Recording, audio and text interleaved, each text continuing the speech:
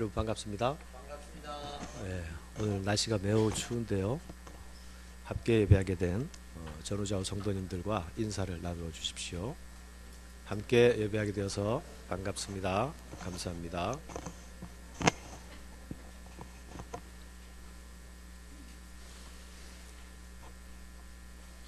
잠시 다시 기도드리겠습니다. 하나님 아버지, 어두운 시대에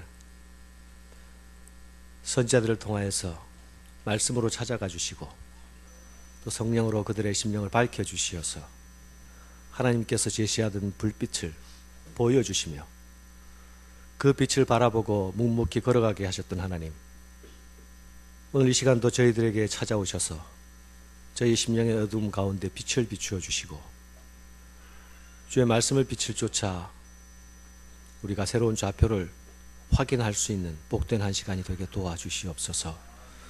예수님 이름으로 기도드립니다. 아멘.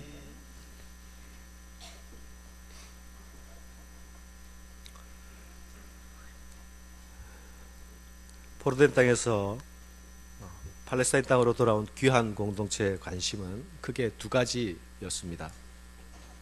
첫 번째는 유다 백성들이 범죄로 인해서 예루살렘을 떠나가신 그 하나님을 어떻게 다시 모실 수 있을 것인가 하는 것이죠.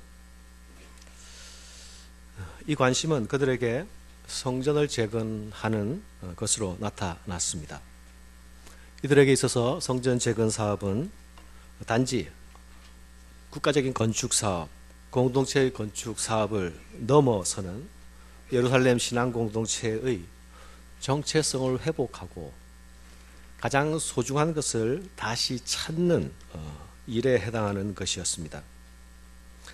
우리는 스가랴서가 하나님께서 너희는 돌아오라, 그리하면 내가 너희에게 돌아가리라 하는 말씀으로 시작되었다는 것을 알고 있습니다.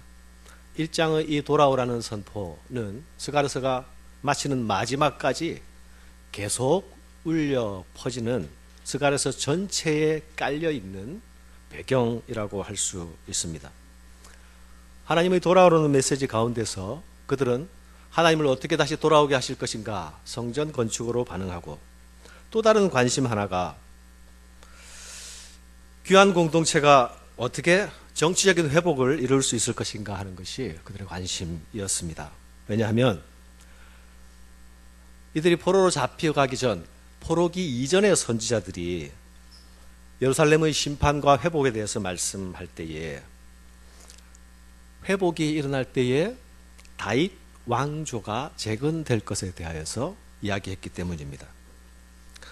그러니 그들은 포로로부터 돌아와서 이제 선지자들로 말씀하신 그 다윗 왕권의 회복, 그것이 언제, 어떻게, 어떤 모양으로 우리에게 임할 것인가를 초미의 관심으로 바라보고 있었죠.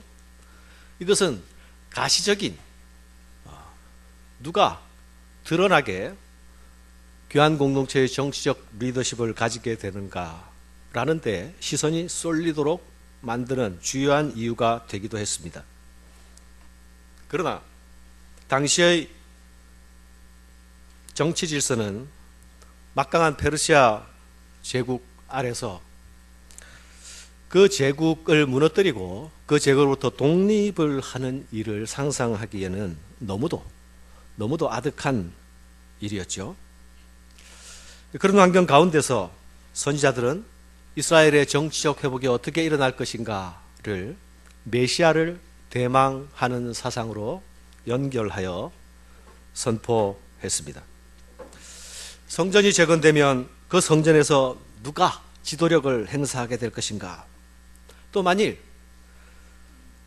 그 지도력이 세워지면 그 지도력은 어떤 권위 가운데서 행사될 수 있을 것인가?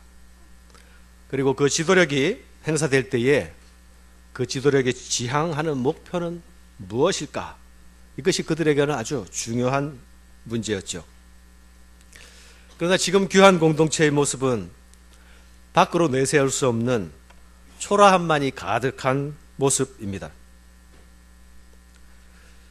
그러나 그럼에도 불구하고 그들에게 소중한 경험, 그들이 지고 있는 소중한 경험 하나가 있는데 그것이 무엇인가 하면 하나님의 언약 백성들이 그 언약적 배반의 자리로 떠나게 될 때에 언약의 주인이신 하나님께서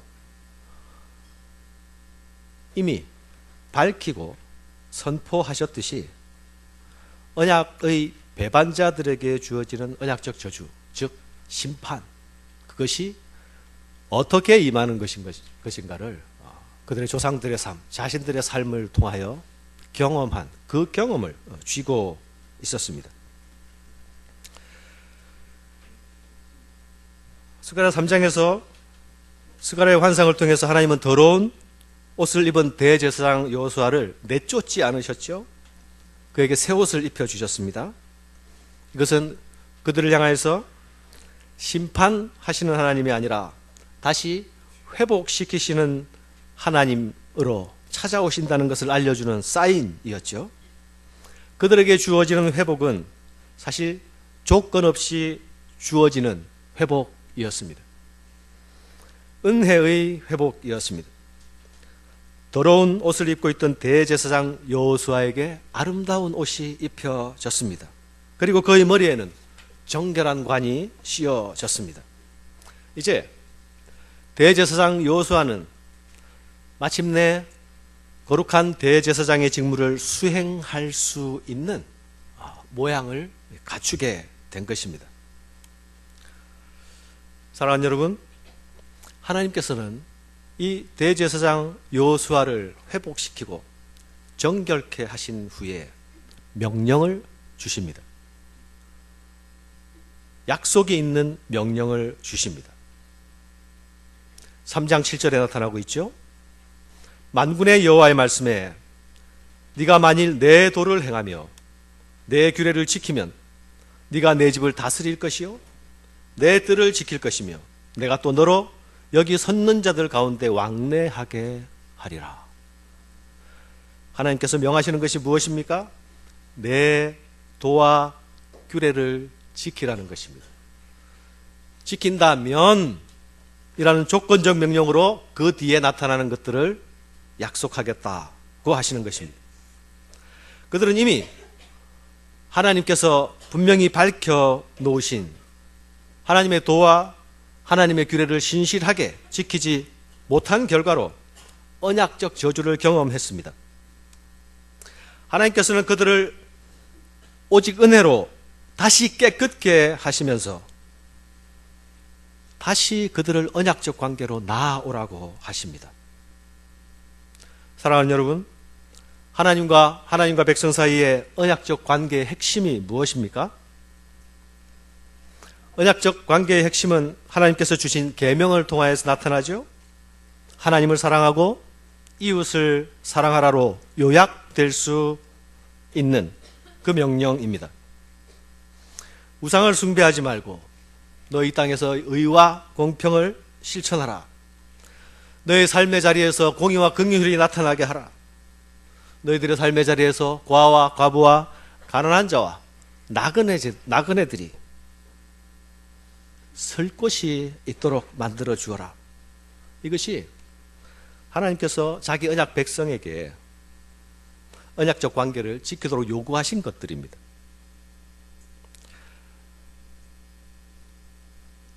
이 언약적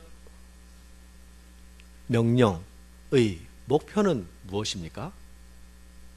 바로 이 언약적 관계를 지킴으로 이르게 되는 목표는 바로 나는 너희 하나님이 되고 너희는 내 백성이 되는 것입니다.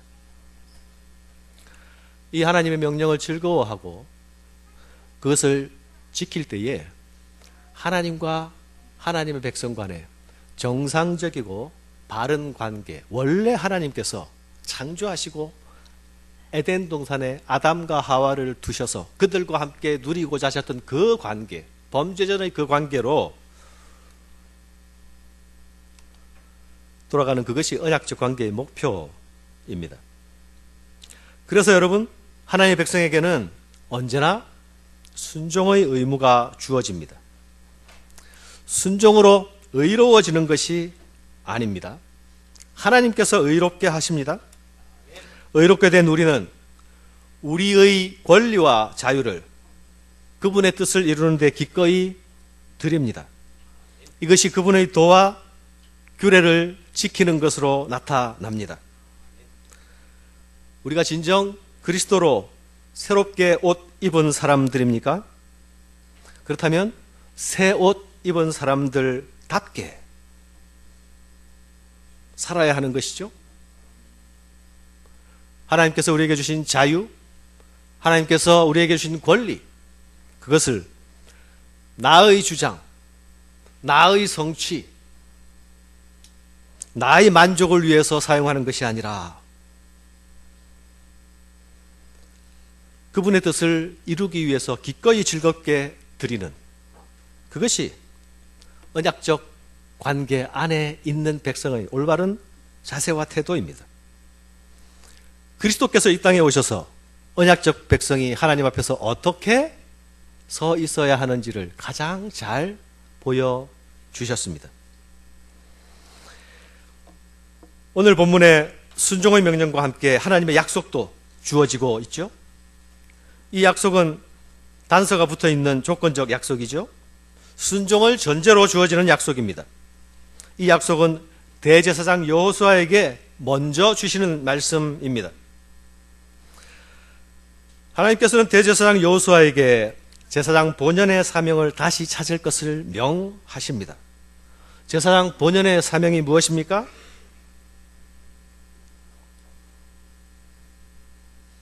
제사장은 하나님과 사람 사이에서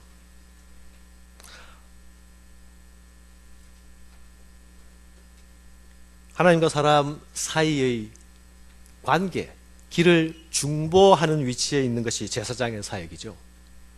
죄의 문제를 중보하면서 예배의 대표자로 나아가고, 또한 삶의 자리에서는 언약 백성이 어떻게 살아야 하는지에 대하여서 하나님의 말씀을 드러내고 가르치는 일이 제사장의 사역입니다. 그 제사장 본연의 사명을 감당하기 위해서 먼저 너는 말씀을 지키고 순종하라. 대제사장을 향하여 주시는 말씀입니다. 그러면 말씀으로 하나님의 백성을 다스리게 될 것이다 고 말씀하십니다. 네가 말씀을 지키고 순종하면 네가 말씀으로 하나님의 백성을 다스리게 될 것이다. 제사장은 하나님의 언약 백성들이 언약적 관계 속에 계속 머물러 있도록 하기 위하여 돕는 자입니다. 예배를 통하여 돕고 말씀을 가르치면서 돕습니다. 그러나 제사장 자신도 이 하나님의 요구 앞에, 언약 백성에게 요구하시는 그 하나님의 요구 앞에 예외가 될 수가 없습니다. 자신이 먼저 말씀 앞에 서고, 그리고 그 백성들을 하나님 말씀 앞에 세우는 사람이 제사장인 것입니다. 귀한 공동체가 가지고 있던 관심, 어떻게 하나님을 다시 모실 수 있는가, 또 어떻게 이스라엘의 정치력이 회복될 수 있는가, 이것에 대한 7절의 답은 무엇입니까? 하나님의 도와 규례를 행하고 지키는 자가 하나님을 모실 수 있다. 진정 정결한 자는 하나님과 언약 관계 안에 매여 있는 자이다. 너희는 정말 누가 다스릴 것인가가 정말 궁금하니? 그렇다면 나는 너희에게 말한다. 나 여호와는 여전히 너희를 말씀으로 다스리고 있는 너희의 하나님이다. 너희는 말씀 안에 거함으로 내 다스림을 받아야 한다. 그 말씀하십니다.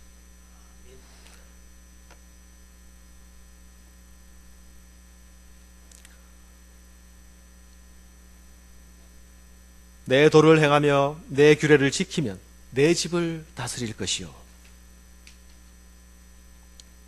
하나님의 집인 성전을 다스릴 자가 누구입니까? 하나님의 말씀에 순종하는 자입니다. 언약적 관계 안에 즐거이 매여 있는 자입니다. 사랑하는 여러분, 교회의 회복은 누가 다스릴 것인가 하는 정치적인 회복에 매여 있지 않습니다. 교회가 하나님 앞에서 말씀으로 서고 거룩한 제사장의 사역을 회복하게 될 때에 세상을 향하여서 하나님의 은혜를 흘려보낼 수 있게 되는 것입니다. 재미있는 이야기 하나 해드릴까요? 여러분, 저도 굳어있고 여러분도 굳어있는 것 같아서 날씨가 추워서 그런지 저와 함께 공부를 하고 일찍이 교회를 개척한 목사님이 계신데요. 그 교회를 개척해서 제법 빠른 속도로 성장한 교회로 만들어 놓고 떠나게 되었습니다. 그런데 그 교회 성도들이 교계 신문에 목사 구인 광고라고 하나요? 청빙 공고를 내는데 우리 교회는 목사님을 이렇게 청빙합니다. 청빙 조건 1. 개혁 신앙에 입각하여 교회 개혁에 관한 열심히 있는 자. 2. 말씀대로 살고 사는 대로 설교하는 자.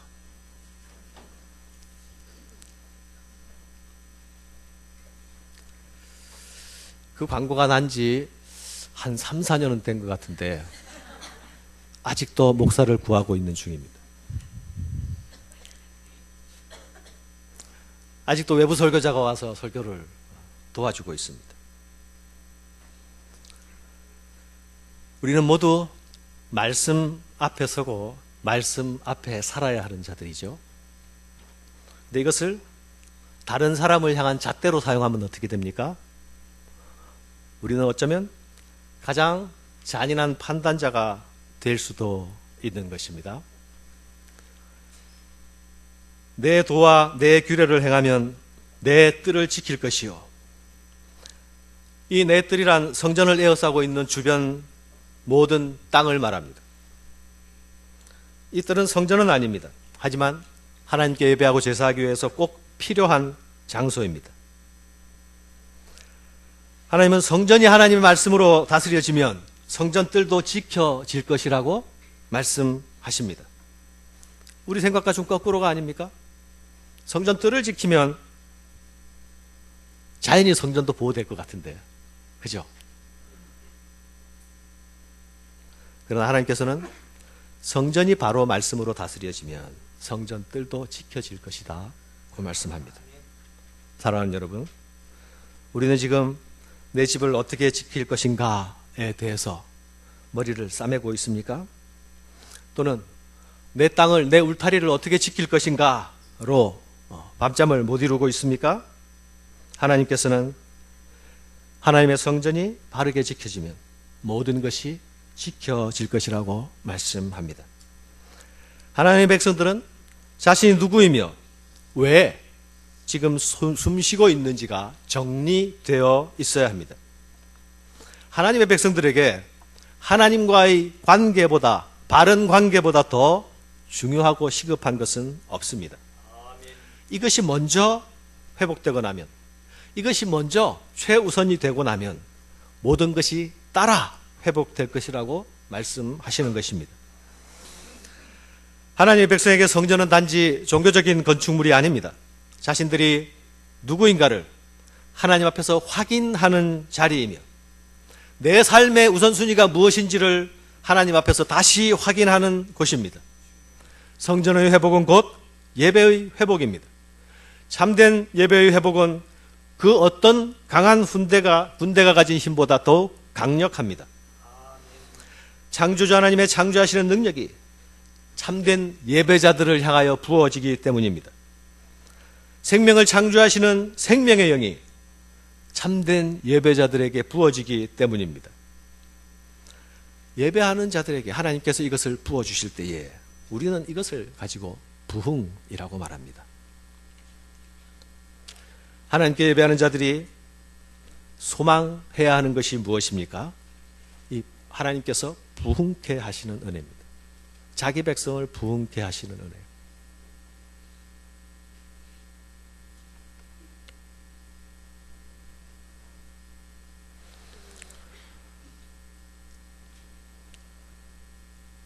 황폐한 뜰에서 생명들이 돋아나고 메마른 영혼들이 다시 온기를 찾고 다시 물기를 머금고 다시 살아나는 그 은혜를 갈구해야 하는 것입니다. 이 일은 하나님의 말씀이 소중히 여겨지고 하나님의 말씀이 가슴 속에 새겨지고 그리고 행해지고 지켜질 때에 자연스럽게 기대될 수 있는 일입니다. 내 도를 행하고 내 규례를 지키면 천상에 있는 존재들 사이에 왕래하는 자가 될 것이다 고 말씀합니다. 내가 또 너로 여기 섰는 자들 가운데 왕래하게 되리라. 누가 하나님의 천사들이 있는 곳을 왕래할 수 있습니까? 이 말씀에 의하면 하나님의 말씀을 지키고 행하는 자입니다. 하나님의 천사들이 있는 곳에 왕래한다는 말이 무슨 뜻입니까? 땅의 존재가 하늘과 소통한다는 말입니다. 그럴 수 있는 권리를 주시겠다는 말씀입니다. 천사들은 하나님의 명령을 수행하는 존재들이 아닙니까?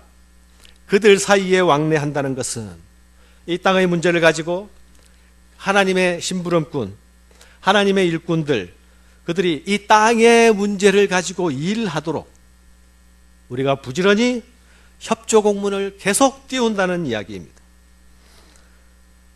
이것은 하나님께서 땅의 문제를 가지고 하늘을 향해 나아갈 수 있는 특권을 바로 우리에게 주셨다는 것을 의미합니다. 예수님께서도 동일하게 말씀하셨습니다.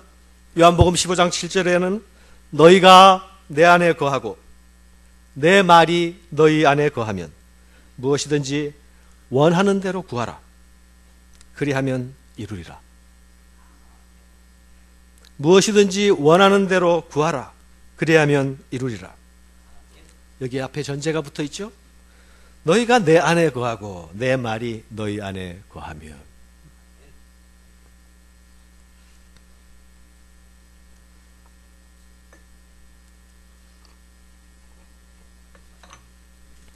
이 땅의 교회는 하늘에 하나님께 나아갈 수 있는 특권을 부여받았습니다. 기도할 수 있는 특권입니다. 교회는 이 특권을 사용함으로 하늘과 땅을 이어갑니다. 성도의 기도는 종교적 독백이 아닙니다. 성도의 기도는 능력을 동반합니다. 기도를 들으시는 하나님께서 능력 가운데 계시는 하나님이시오. 그 하나님께서 성도들의 기도를 들을 때에 자신들의 천사들을 동원하시기 때문입니다. 이 특권을 사용할 수 없는 교회, 사용하지 않는 교회는 이 땅에서 무력한 교회가 될 수밖에 없습니다. 이 기도의 능력에 대하여서 무지한 성도들은 결코 승리하는 삶을 살 수가 없습니다. 이 기도의 특권은 말씀을 붙들고 말씀대로 살기 위해서 씨름하는 자들에게 주어지는 특권이기도 합니다. 하나님은 대제사장을 정결케 하시고 그리고 명령을 주시는 이 환상을 어떻게 이루어 가실지에 대해서 이어서 말씀하십니다. 예루살렘 귀한 공동체, 그 공동체의 회복, 예배의 회복, 참된 다스림의 회복이 어떻게 이루어질 수 있을까요? 그것은 장차 오실 메시아를 통하여 이루어지게 될 것입니다. 하나님은 대제사장 여호수아에게서 내 종 싹을 향한, 대제사장 여호수아를 앞에 놓고 미래에 나타날 내 종 싹을 향하여 시선을 미래로 다른 공간으로 이동시키십니다. 지금 여기서 바라는 것들이 장차 거기서 이루어지게 될 것이라는 말씀입니다. 현재 이루어지는 성전 제거는 대제사장 여호수아와 총독 스룹바벨의 지도력 가운데서 곧 완성되게 될 것입니다. 이 환상을 본 2달 후면 완성될 예정입니다. 그러나 스룹바벨 성전의 재건이 하나님의 약속의 말씀의 종착지가 결코 아니었습니다. 그것은 일종의 경유지였습니다. 앞으로 행하실 궁극적인 구원의 완성을 향한 표지판과 안내판 역할을 하는 것입니다. 누가 귀한 공동체에서 과연 지도력을 발휘할 것인가? 누가 다윗과 같은 왕으로 우리 앞에 나타날 것인가? 누가 우리의 진정한 구원자가 될 것인가에 대한 물음은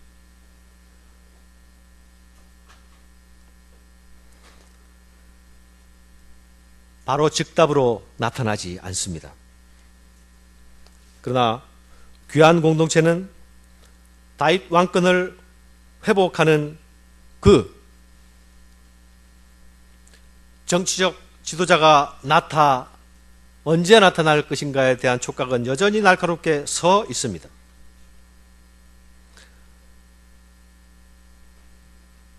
대제사장 여호수아와 함께 성전 건축 사역의 쌍두마차가 되었던 스룹바벨이라는 사람은 다윗 가문의 계보에 속해 있는 사람이었습니다.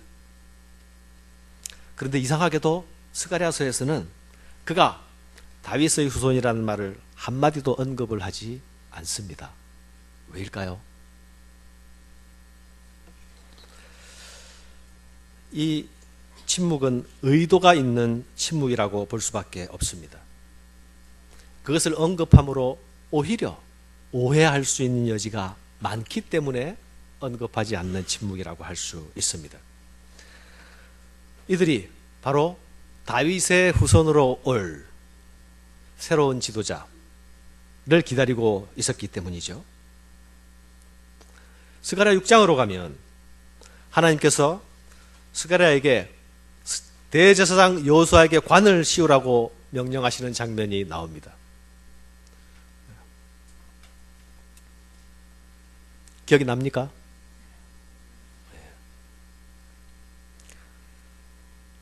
3장 전반부에서 일어났던 천상에서 벌어진 그 일이 지상에서도 땅에서 실제로 이루어지는 것이죠.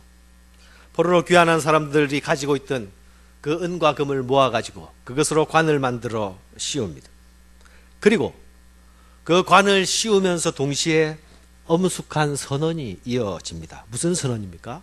스가랴 6장 11절 12절에 보면요, 은과 금을 받아 면류관을 만들어 여호사닥의 아들 대제사장 여호수아의 머리에 씌우고 말하여 이르기를, 만군의 여호와께서 이같이 말씀하시되, 보라, 싹이라 이름하는 사람이 자기 곳에서 돋아나서 여호와의 전을 건축하리라.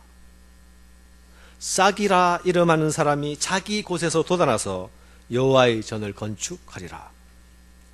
당대에 이 말씀이 주어지던 그 당대에 이 성전을 건축한 자는 바로 스룹바벨입니다. 그러면 싹이 스룹바벨이네, 이렇게 연결될 수 있겠죠. 그런데 6장 13절에 보면 이렇게 말씀합니다. 그가 여호와의 전을 건축하고 영광도 얻고 그 자리에 앉아서 다스릴 것이요, 또 제사장이 자기 자리에 있으리니 이 둘 사이에는 평화의 의논이 있으리라 하셨다 하고, 이 싹이 1차적으로 스룹바벨을 가리키는 것 같기도 한데, 그런데 이 싹이 통치의 자리에 앉고 영광도 얻을 것이라고 하는 거 보니 또한 스룹바벨은 분명히 아닙니다. 스룹바벨은 한 번도 왕으로 등극한 적이 없습니다. 그렇게 영광을 얻은 적이 없습니다. 그러니 이렇게 싹으로 주시는 말씀은 바로 현재의 상황 가운데서 현재의 상황을 매개로 다시 미래에 대한 약속을 하는 이 묵시적 예언의 약속이 이 안에 담겨 있다고 말씀드릴 수 있습니다. 스룹바벨은 다른 이방 나라가 임명한 총독이었습니다. 하나님의 성전 재건 상황 가운데서 지금이 완성의 때가 아니라 궁극적인 성취와 완성을 향하여 나아가고 있고 그때가 다가오고 있다 하는 것을 말씀하는 것입니다. 그래서 하나님은 지금 이 말씀을 하시기 위해서 주의를 환기시키십니다. 스가랴 3장 8절에 이 말씀은 들으라 라는 말씀으로 시작합니다. 우리말 성경에는 그렇게 되어 있지 않죠? 뒤로 가 있죠? 들으라. 무엇을요? 대제사장 여호수아야, 너와 내 앞에 있는 내 동료들은 내 말을 들을 것이니라. 무슨 말을요? 이들은 예표의 사람들이라. 내가 내 종 싹을 나게 하리라. 예표의 사람들, 내 종 싹. 아리송한 말이 연이어서 나타나고 있는 것입니다. 이 싹은 무엇이고 누구입니까? 싹은 작은 순 또는 작은 가지를 말하는 것 아닙니까? 이 싹은 장차 오실 메시아를 가리키는 별칭입니다. 구약 성경에서 예수님의 오심을 예언할 때에 여호와의 싹, 이새의 뿌리에서 난 가지, 의로운 가지, 이런 표현들을 사용합니다. 이 싹은 선지자들이 사용한 애용한 메시아 예언의 언어입니다. 이사야 11장 1절과 2절에 보면요, 이새의 줄기에서 한 싹이 나며 그 뿌리에서 한 가지가 나서 결실할 것이요, 그 위에 여호와의 영 곧 지혜와 총명의 영이요 모략과 재능의 영이요 지식과 여호와를 경외하는 영이 강림하시리니. 메시아 예언의 약속이죠. 이사야 53장 2절도 마찬가지입니다. 그는 주 앞에 자라나기를 연한 순 같고 마른 땅에서 나온 뿌리 같아서 곧 모양도 없고 풍채도 없은즉 우리가 보기에 흠모할 만한 것이 없도다. 연한 순 같고.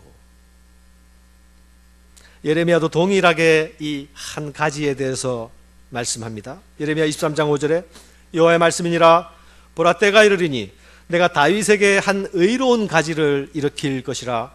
그가 왕이 되어 지혜롭게 다스리며 세상에서 정의와 공의를 행할 것이며 그날에 유다는 구원을 받겠고 이스라엘은 평안하게 살 것이며.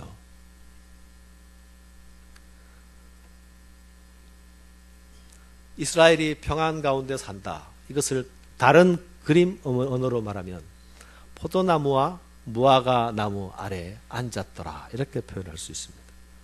오늘 스가랴 말씀 본문의 마지막 절이죠. 그 싹, 내 종 그 싹으로 말미암아 이루어지게 될 그 나라의 그림은 포도나무와 무화과 나무 아래에 앉아서 평안을 즐기는 여호와 안에서의 샬롬이 되는 것입니다. 예레미야 33장 15절에도 그날 그때에 내가 다윗에게서 한 공의로운 가지가 나타나게 하리니 그가 이 땅의 정의와 공의를 실행할 것이라. 그날에 유다가 구원을 받겠고 예루살렘이 안전할 것이며. 모두 이 싹은 다윗의 줄기에서 나는 한 사람의 등장을 예고하고 있습니다. 이 싹은 아주 작고 연약한 상태로 시작됩니다.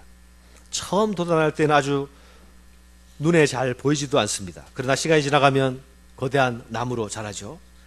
하나님께서는 이 싹에 대한 언급을 하시면서 대제사장 여호수아의 동료들이니까 어떤 사람 되겠습니까?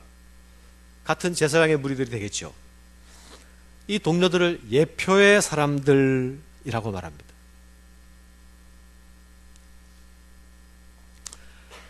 대제사장 여호수아도 그를 앞에 두고 너는 실체가 아니고 예표야, 이렇게 말씀하시는 거예요. 저 실체인데요. 아니야, 너 예표야. 너는 스스로 너를 실체라고 생각할지 모르지만 내가 보기에 너는 예표고 너는 예표로서 너 삶의 의미를 가진다. 그의 동료들도 마찬가지입니다. 성전 재건의 동역자 스룹바벨도 마찬가지입니다. 그들은 모두 예표의 사람들입니다. 사랑하는 여러분, 지금 유다 공동체의 회복을 위해 그들은 고군분투하고 있습니다. 하나님은 이들을 통해 귀한 공동체가 하나님 앞에 나아갈 성전을 허락하실 것입니다. 곧 스룹바벨 성전입니다. 그러나 이 모든 것은 하나님 나라의 회복과 구원을 내어다보게 하는 예표와 그림자라는 것입니다. 예표는 실체가 나타나면 사라질 것을 말합니다. 예표는 실체가 나타날 때까지 그 예표 가지고 그 실체를 바라보고 기다리게 하는 그런 도구입니다. 우리는 하나님의 구원과 회복을 믿고 기다리고 있습니다 라는 그 사실이 그들이 지닌 예표를 통해서 나타나야 합니다. 우리는 하나님의 아들이 흘리신 피를 통해서 하나님 앞에서 의로워질 수 있음을 믿습니다 라는 그 믿음이 하나님께서 예표로 주신 짐승의 피를 흘리면서 내 앞에 나와야 한다라고 하신 그 예표의 행위를 가지고 나아가는 것입니다. 이스라엘 예배 공동체는 결코 짐승의 피에 의해서 거룩해지는 공동체가 아니었습니다. 제사장도 하나님 앞에 거룩을 요구받고 있지만 제사장은 자신의 거룩에 의존해 하나님께 나아갈 수 있는 것이 아니었습니다. 제사장은 우리의 대제사장 되신 예수 그리스도를 바라보게 하는 예표들이었습니다. 제사장들이 거룩한 옷을 입고 있었습니까? 그것은 하나님께서 입혀주신 의의 옷, 아름다운 새 옷일 때에만 가능합니다. 이 새 옷 입는 일을 실제로 우리 모두에게 가능케 하실 분이 누구입니까? 바로 우리를 위해 피 흘리심으로 모든 죄를 깨끗게 해주실 예수 그리스도십니다. 이분은 내 종으로 오십니다. 하나님의 종으로 오십니다. 힘이 없고 권력이 없어서 노예 신세로 전락되어진 그런 종이 아닙니다. 자신을 기쁘게 아버지께 드려 순종함으로 스스로 종이 되신 자발적인 종입니다. 이 종은 죽기까지 아버지께 순종하는 그 순종의 도를 통해서 아버지의 큰 일을 이루어 드립니다. 빌립보서 2장 6절로 8절에는 이렇게 말씀하고 있습니다. 그는 하나님과 본체시나 하나님과 동등됨을 취할 것으로 여기지 아니하시고 오히려 자기를 비워 종의 형체를 가지사 사람들과 같이 되셨고 사람의 모양으로 나타나사 자기를 낮추시고 죽기까지 복종하셨으니 곧 십자가에 죽으심이라. 이 싹으로 말미암아 모든 죄악이 하루에 제거될 것이라고 말씀하십니다.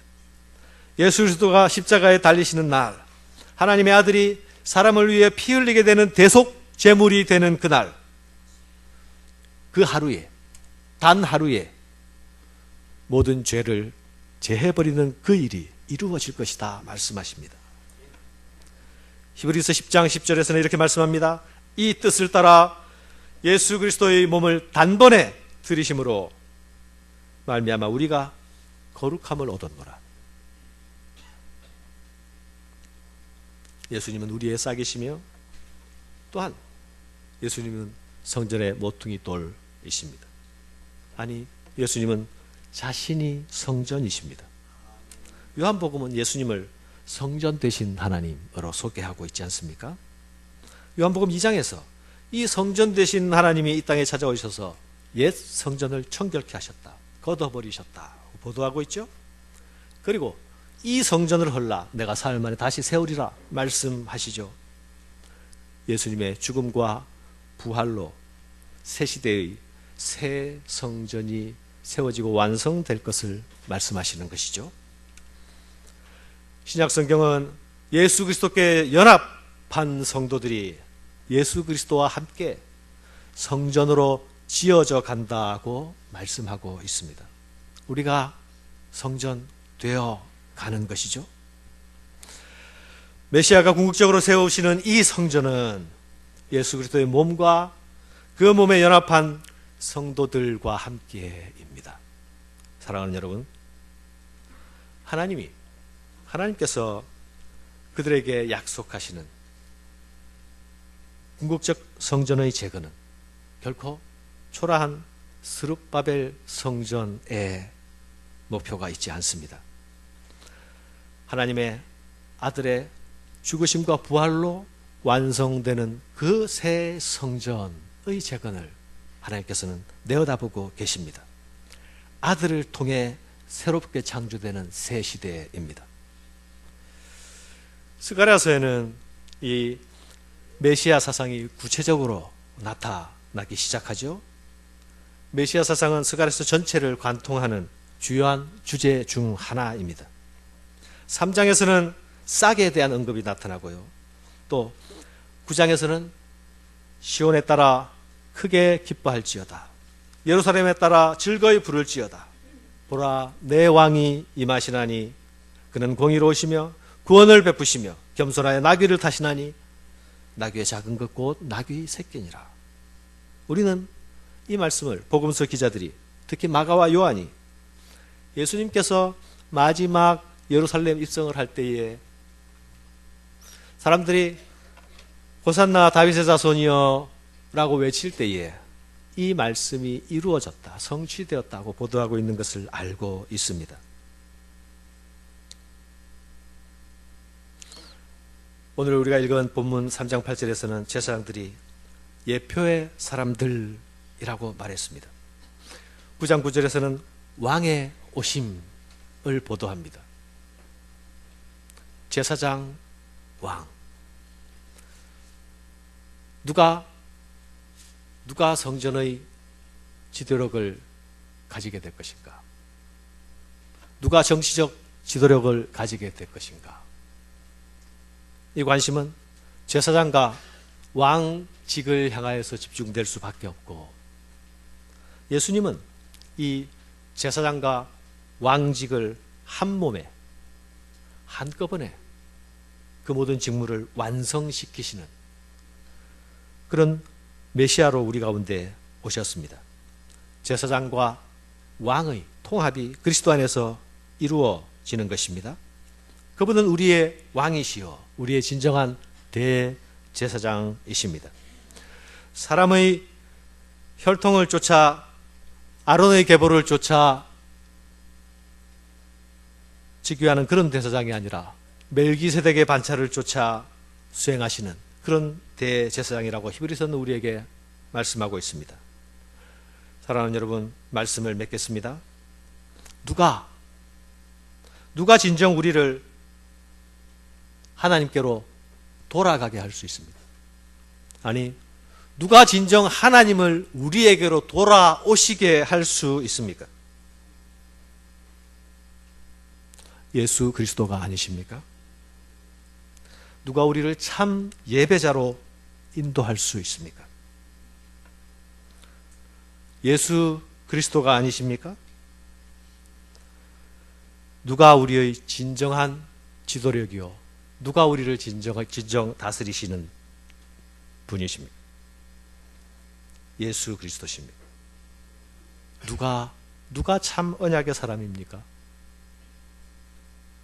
누가 하나님의 도와 규례를 온전히 행한 자입니까? 누가 이 언약 관계를 하나님 앞에서 완전히 이루셨습니까? 예수 그리스도십니다. 하나님은 절망과 어둠의 시대에도 이 메시아 보내실 이 하나님의 큰 일을 멈추지 않으십니다. 절망과 어둠의 시대에 메시아 대망의 소식을 선포함으로 그들이 빛을 보고 나아갈 수 있도록 내 종 새 싹에 대해서 말씀해 주십니다. 구원과 구원 사이에서 소망 대신 절망에 빠져 있는 사람들에게 오실 메시아를 바라보면서 멈추지 말라고 말씀하시는 것입니다. 좌절하지 말라, 포기하지 말라고 말씀하시는 것입니다. 하나님이 이루실 것이다, 그때가 다가오고 있다고 말씀하시는 것입니다.